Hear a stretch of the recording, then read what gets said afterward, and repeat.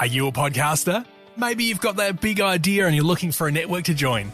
The multi-award-winning Ozcast Network can get your content to eyes and ears all over the world. Join now for the first month free, and you could be featuring this sound at the beginning of your podcast. Ozcast.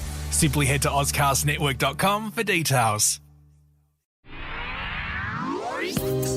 It's The In Show, Australia's only show dedicated to innovation from Adelaide, Australia and across the globe. It's David Grice and Troy Sincock. We are talking innovation and chatting to the inspiring people about how they made happen what they have created.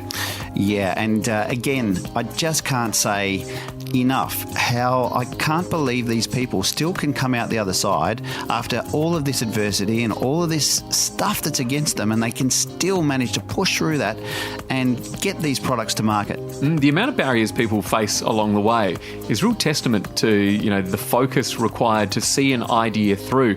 What people don't know before they embark on, the challenge of getting their startup up or, their entrepreneurial idea going, when they're out there on the court playing the game, they're, consistently up against stuff that they don't know what to do, and they've got to find people to help them do it. One thing that's really fascinating me is you find an ordinary person that's come up with an extraordinary idea. They've made it real, and before they know it, they're the CEO of a company, and that in itself is a journey. But then they find out that their product has got so much global appeal that they're now a CEO of a global company. And the learning and the growing that they have to do in order to get them to those positions of being able to sort of stand in any market in the world and be able to deliver on what they can do is just staggering what they have to do. Yeah, and it's amazing that, it might seem wonderful these ideas are going through the roof, but it's managing it's such quick growth that tends to be a lot of the challenge. And talking about that, South by Southwest Festival, that has become an absolutely gargantuan, I don't even, what do you call it? Like conference, convention, it's almost like a way of life for people. It's all of the above, actually. And South by Southwest started as a small boutique little music festival, and it was where all the folk music was showcased to the industry, basically. It became something that was something on the calendar, and it grew and grew. And then 10 years ago or so, a little tech company decided that they would do their launch there. And that little tech company ended up being a global phenomenon, which is now Twitter. Wow. And when you think of that, as soon as that happened, the tech community then thought that South by Southwest is the place I need to launch my product. So all of these product launches were coming out of South by Southwest, and before you knew it, the tech component of this, they call it the interactive component of the festival, has now, from an attendance perspective, got twice the amount of people that both music and film do together. And when you think about that, it's just absolutely unbelievable how the city just changes and transforms overnight. Talking about managing growth, now that would have been an extraordinary effort. Someone who's really at the heart of that is the Mayor of Austin, Steve Adler. Yeah, what an amazing man. And it's just incredible how honest he was able to be with me about how Austin is really struggling through these growth phases. They're getting 300 people a day coming into the city that want to live there, and it's just incredible what they're having to manage from an infrastructure point of view, and let alone having a big festival like South by Southwest. So I caught up with Austin Mayor Steve Adler for 40 minutes, Troy. I was just absolutely staggered that he was able to give me that much of his time, and here's what he had to say. Steve, we're here in the midst of South by Southwest at the moment, one of the world's largest music and technology festivals. This must be absolutely exciting times for you, just seeing an event such as this just growing and growing and growing. No question. What's really exciting about it is that so many people come to see South by, but South by is the truest expression of who we are as a city and a community. So to be able to share that and participate in the excitement is huge. And it gets especially nice to be able to sit down with somebody from Adelaide. We have a tremendous piece of art hanging in City Hall that Adelaide gifted to us. So it's an exciting time. A lot of people know about South by, but a lot of people don't know about the city of Austin as an innovation city. There's so much going on where you've been able to attract all of these major brands and major tech companies to Austin. How has that happened?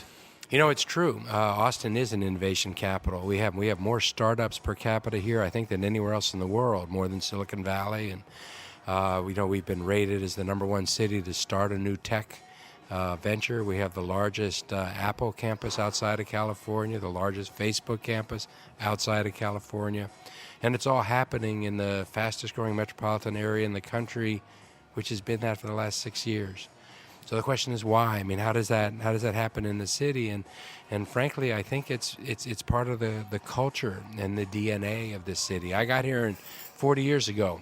Came down here for UT, not intending to stay like a lot of people. I got stuck at the university in large measure because of the music that we had here.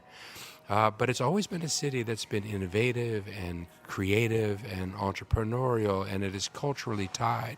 But most importantly, this has always been a city where it's been okay to take risks. It's always been okay to try something different in this city. In fact, the folks that exceed the first time out are kind of suspect in this town because you never know whether they were good or if they were just lucky. So the real civic folk heroes are the people that tried something and it didn't quite work the way they wanted, and they had to iterate and try again and iterate and try again and iterate and try again, and that is the startup process. I mean, these come up with a really good idea. You get a funding stream that gives you 12 months to hit your metrics, and the gun goes off, and then you're trying to hit those metrics so you can get into a second funding round. So the watchword, that you can get on T-shirts and coffee mugs there in town is "Keep Austin Weird." To me, that has always meant this is a community where it is okay to be different. It's okay to try things, and when you take risk and you make it something that's acceptable, where it is okay not to succeed, that's where innovation is born. Because people who innovate have to feel free to try things, to not get punished for trying things, to be celebrated for just trying things, whether they ultimately work or not. Because you're going to learn, other people are going to learn from that. That's kind of what this city, it's like in our air and in our water here. One thing that sort of blows me away about Austin is that very fact, and that it seems like anything's possible here.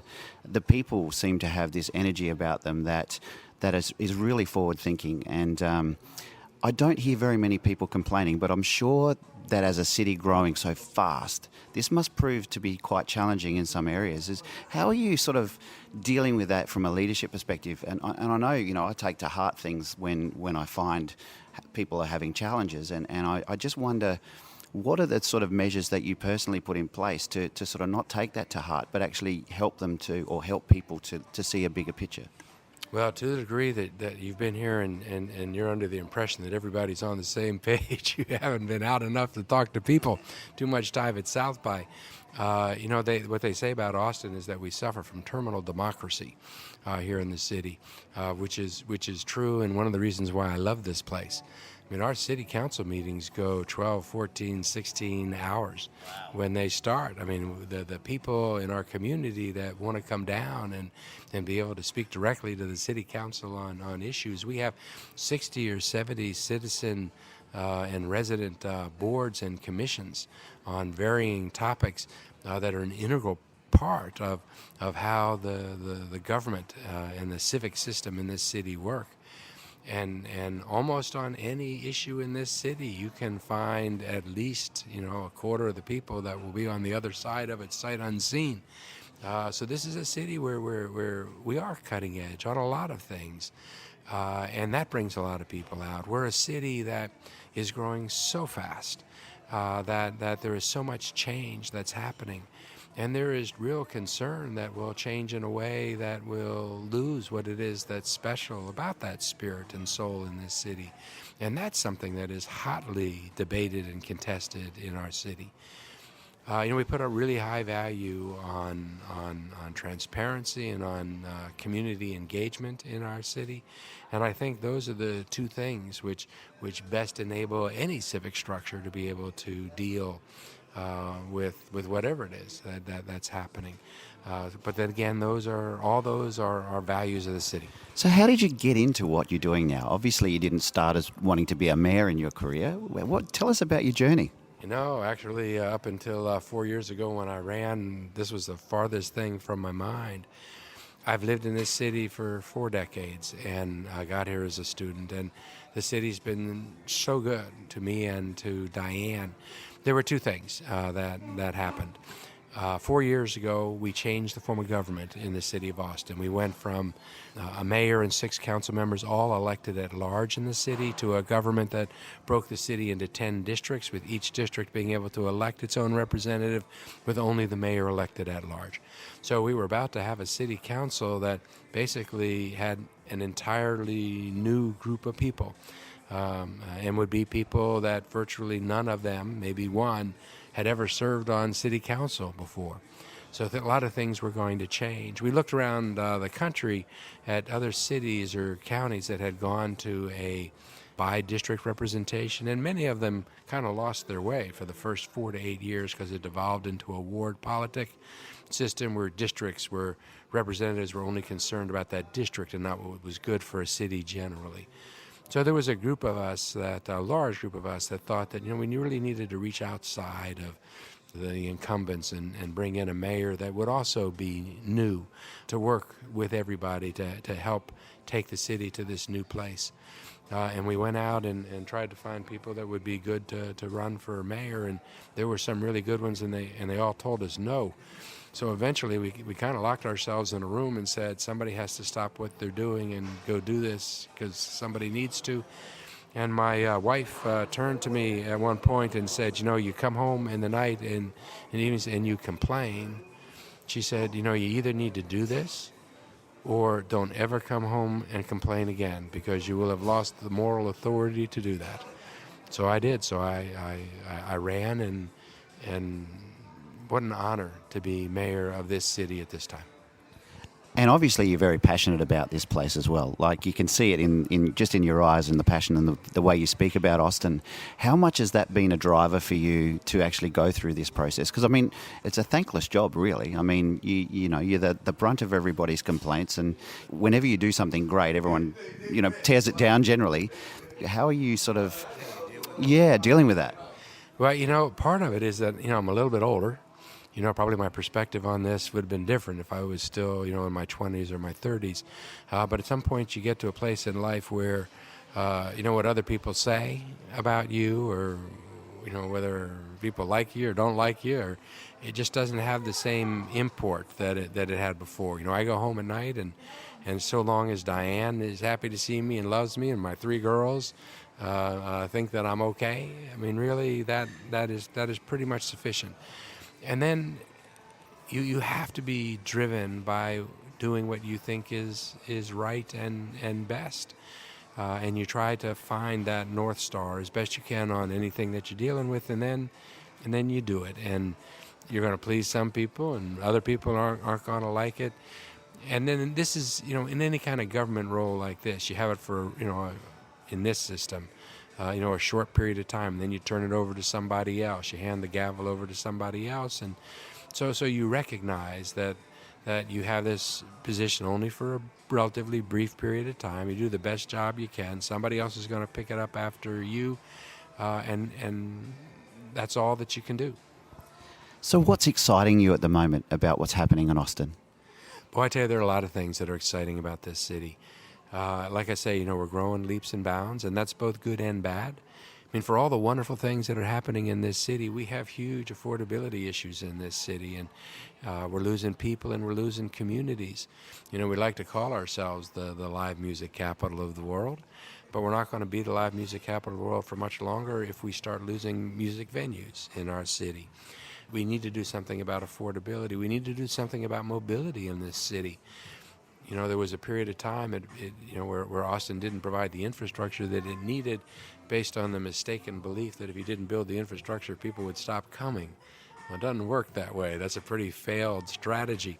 But we're behind the 8 ball now in terms of a lot of mobility things. And those two challenges go together with one another, and we're not going to solve one of them without the other.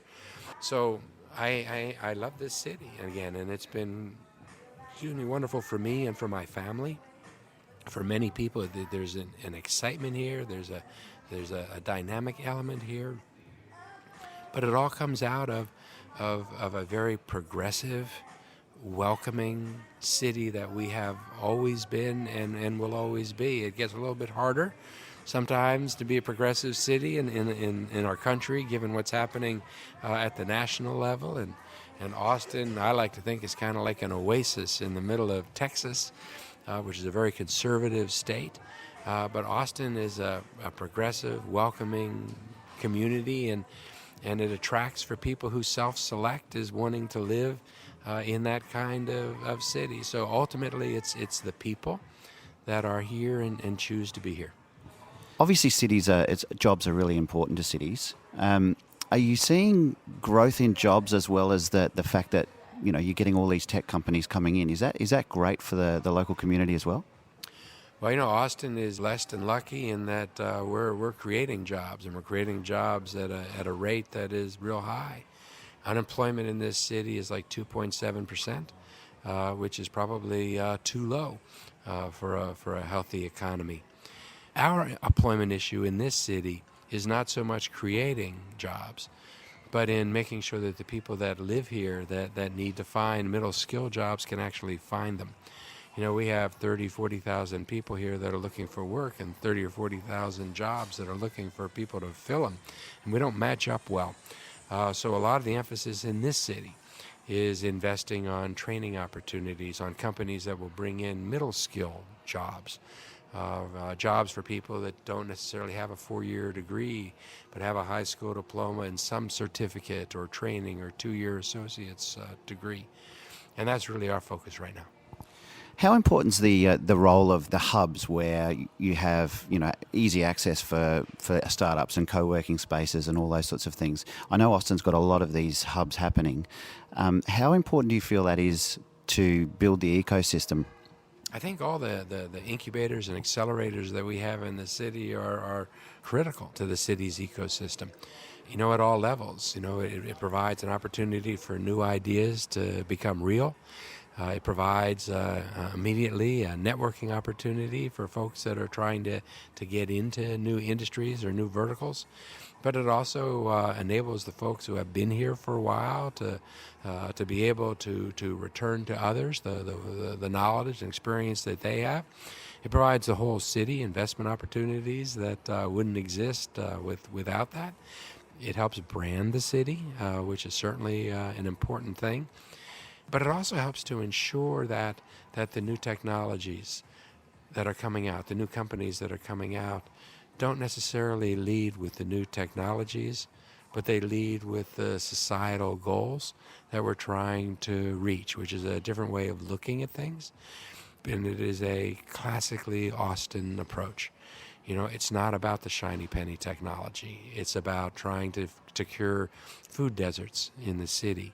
And how do we do that? And what tools are available to us today to be able to do that didn't exist 5 years ago or 10 years ago or 6 months ago, that we can employ now to actually improve the quality of life for the people that live here. That's Mayor of Austin, Steve Adler, on the In Show podcast. It's David Grice and Troy Sincock. We have got some inspiration up our sleeve for you on the next podcast that you don't want to miss. Absolutely. And I love the fact that this one is focusing more on the employer rather than the employee. Yeah. But it's also talking about the workforce as opposed to the innovator as a startup or an entrepreneur. Find out what's going on in that space on the next In Show podcast. The In Show Interview. Subscribe to the In Show podcast on iTunes. A Dave and the Beanstalk production.